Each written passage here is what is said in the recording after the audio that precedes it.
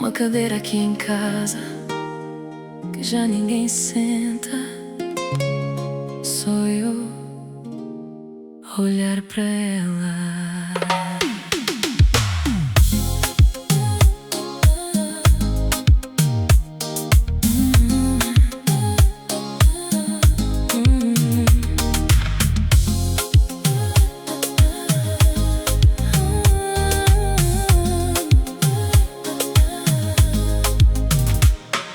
Passo pelos lugares onde andamos juntos e o tempo parece que parou sem ti.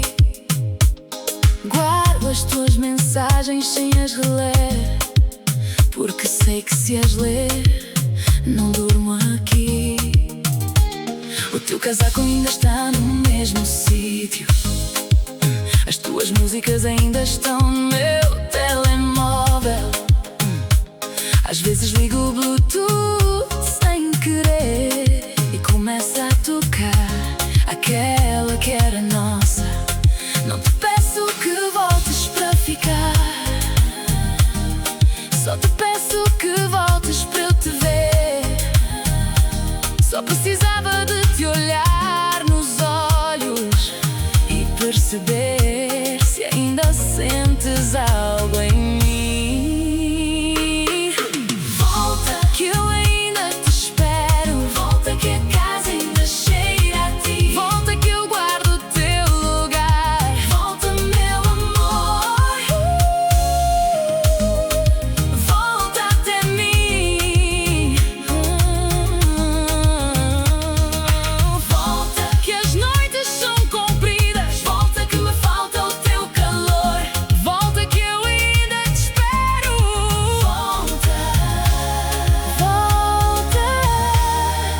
Volta, meu amor.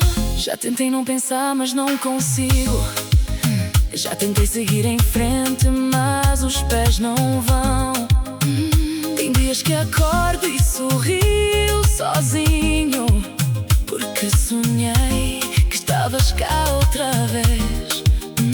Deixei a tua chávena na prateleira do lado que era teu na nossa cozinha. Ridículo eu sei, mas não me importa. Enquanto ela estiver lá, tu ainda és minha.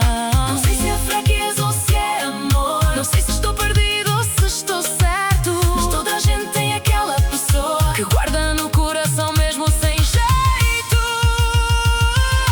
Volta, que eu ainda te espero. Volta, que a casa ainda cheira a ti. Volta, que eu guardo o teu lugar. Volta, meu amor. Volta até mim. Volta, que as noites são compridas. Volta, que me falta o teu calor.